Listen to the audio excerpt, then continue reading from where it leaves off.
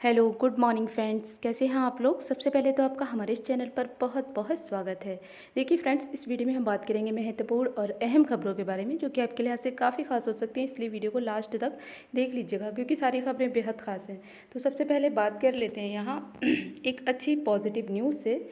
शिक्षकों के 70,000 से अधिक पदों को भरने की तैयारी, यानी कि काफ़ी लोग इसका वेट कर रहे हैं और उनके लिए बहुत अच्छी खबर हो सकती है, एक बहुत अच्छा मौका हो सकता है। तो लिखा है, सचिव सचिव उत्तर प्रदेश बेसिक शिक्षा परिषद ने बेसिक शिक्षा अधिकारियों से अप्रैल 2017 से अब तक चयनित अभ्यर्थियों की जानकारी मांगी। तो शिक्षा विभाग में, बेसिक शिक्षा विभाग में नई शिक्षक भर्ती की तैयारी शुरू कर दी गई है। मुख्य जो है सचिव बेसिक शिक्षा परिषद की ओर से प्रदेश के सभी बेसिक शिक्षा अधिकारियों से अप्रैल 2017 से अब तक चयनित शिक्षक पदों के बारे में जानकारी मांगी गई। सरकार की ओर से ये जानकारी खाली पदों का विवरण जुटाने के उद्देश्य से मांगी गई, यानी कि खाली पदों के विवरण इससे मिल सकेगा। तो ये सारी बातें आप पूरी डिटेल यहाँ देख सकते हैं। साथ ही जो लोग इससे जुड़े हुए हैं तो बस अपना अच्छे से तैयारी स्टार्ट कर दें फाइनली सिलेक्शन लेने के लिए। और लिखा है, करीब शिक्षक भर्ती में कुछ पद भरे गए थे, लेकिन अब भी करीब 70,000 से अधिक पदों पर नियुक्ति की जानी है। सचिव बेसिक शिक्षा परिषद की ओर से 2017 से अब तक हुई नियुक्तियों की जानकारी मांगी जाने के बाद नई भर्तियों की उम्मीद जगी है। तो सचिव ने सभी बीएसए से कहा है कि सीधी भर्ती से चयनित अभ्यर्थियों का विवरण एक्सेल सीट में सॉफ्ट एवं हार्ड कॉपी के जरिए भेजा जाए। तो 26 जून को काउंसलिंग का कार्यक्रम घोषित किया जाएगा। परिषद की ओर से जिला आवंटन सूची का प्रकाशन होगा, ये बात आपको पहले ही पता है।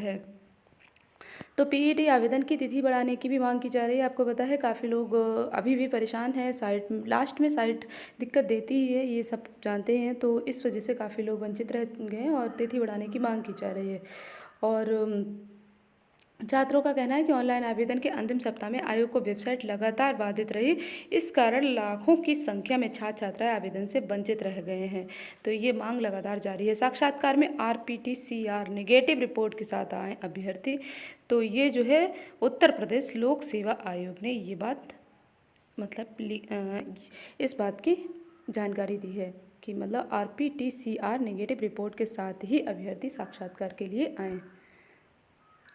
और बेसिक शिक्षा लंबे समय से एक ही जगह जमे कर्मी 10 जुलाई तक हटाए जाएंगे। तो कर्मियों की संख्या 20% से अधिक हुई तो लेनी होगी अनुमति, यानी स्थानांतरण यहाँ बेसिक शिक्षा में भी कराया जाएगा, साथ ही माध्यमिक में भी इसके लिए बहुत ज़्यादा कल ही एक हम लोग लेटर देख चुके हैं कि जल्द से जल्द स्थानांतरण वाला कार्य निपटाया जाएगा।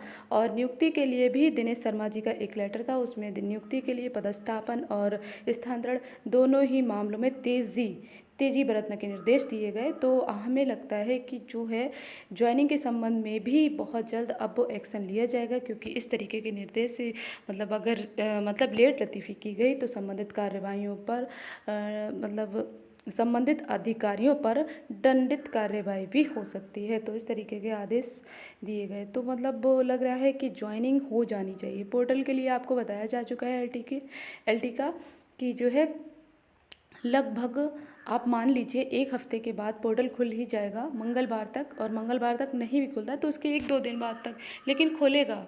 जुलाई में हम लोगों की ज्वाइनिंग हो जाएगी, इसकी लगभग बहुत ज़्यादा से ज़्यादा उम्मीदें हैं। 100% तो इस सरकार को देखते हुए नहीं कह सकते, लेकिन अब लग रहा है कि हो जाएगी ज्वाइनिंग, जुलाई से आगे नहीं बढ़ेगी। तो टेंशन फ्री रहें, बस हाँ जागरूक और सक्रिय रहें। साथ ही प्रयास जो आप अपने स्तर से कर सकते हैं वो करते रहिए। दिनेश शर्मा जी को आप लोग एक काम कर सकते हैं, मेल कर सकते हैं, मेल करते रहिए। और ट्वीट तो 1-2 से कुछ नहीं होगा, हाँ मेल ज़रूर करते रहिए। तो ये लेटर भी आप लोग देख सकते हैं। इसमें लिखा है, उप मुख्यमंत्री डॉक्टर दिनेश शर्मा की अध्यक्षता में उत्तर प्रदेश शिक्षा सेवा चयन आयोग के संबंध में बैठक आयोजित। विभिन्न आयोग द्वारा चयनित शिक्षकों का अति शीघ्र पदस्थापन किया जाए।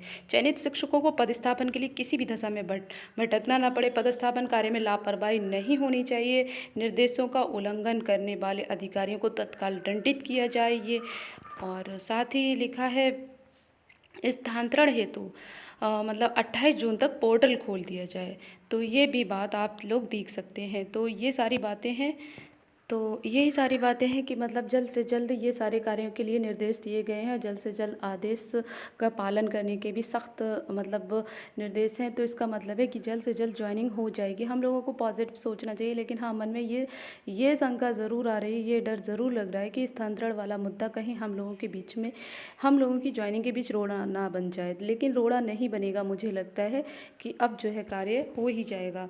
तो देख लेते हैं अगली खबर। 90 लाख को दे चुके और इसी माह 1.25 करोड़ को रोजगार योगी। तो वर्चुअल जनसंवाद रैली में बोले सीएम, प्रदेश में कोरोना नियंत्रण में। तो मुख्यमंत्री योगी आदित्यनाथ ने कहा कि कोरोना संक्रमण के दौरान प्रवासी मजदूरों को इनके घर तक पहुंचाने के साथ 90 लाख लोगों को रोजगार दिया जा चुका है। लगातार प्रयासों से सरकार इसी महीने 26 जून को प्रदेश में 1.25 करोड़ लोगों को सेवायोजन, रोजगार और स्वरोजगार उपलब्ध कराने की स्थिति में हो जाएगी। तो ये संबंधित खबरें भी आप देख सकते हैं। लगातार सक्रिय है सरकार, लगातार सरकार का इस ओर ध्यान है कि जो भी पेंडिंग कार्य हैं उनको जल्दी से जल्दी निपटाया जाए। और रोज़गार के मामले में भी ये लोग थोड़ा सा अपना तारीफ तो चाहेंगे, इसलिए जो भी पेंडिंग कार्य हैं उनको जल्द से जल्द निपटाया जाएगा। और मुझे लगता है लंबित भर्तियों को भी पूरा करने की पूरी कोशिश की जाएगी। और तीसरी लहर के बीच डर तो है ही, ये है जो एंटीबॉडी को चकमा देने में माहिर है डेल्टा प्लस। देश में 40 और दुनिया भर में 206 मामले, जानिए कितना खतरनाक हो सकता है ये। तो कोरोना वायरस डेल्टा से म्यूटेट होकर बना डेल्टा प्लस वायरस नई चिंता की वजह से बन गया है। देश में अब तक नए स्वरूप से संक्रमित 40 मरीज मिल चुके हैं। बचाव के लिए राज्यों को संक्रमितों की जाँच और टीकाकरण बढ़ाने की सिफारिश की गई है। तो टीकाकरण की सिफारिश की गई। यूपी तो इस टाइम इसलिए बहुत रिकॉर्ड बनाने की कोशिश में है। आप लोग देख ही सकते हैं, मुफ्त वैक्सीन वाला भी अभियान चल ही रहा है। अधिक संक्रामक होने की आशंका, तो ये भी आप देख सकते हैं यहाँ। और अब तक यहाँ मिला और टीके का असर जांचना बाकी। और एक भी मौत नहीं, पर नई लहर की आशंका तो है ही। डेल्टा प्लस के कम ही मामले सामने आए हैं, इसलिए बहुत पुख्ता तौर से मृत्यु दर का अंदाज़ा नहीं लग सकता। अब तक एक भी मौत इस स्वरूप से होने की पुष्टि नहीं हुई है, और ना हो तो अच्छी बात है। तीसरी लहर को कंट्रोल पहले से ही कर लिया जाए तो बेहतर होगा।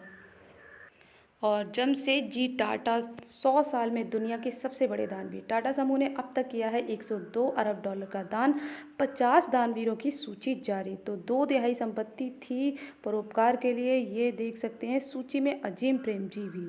तो ये आप लोग यहाँ पूरी डिटेल देख सकते हैं इनके।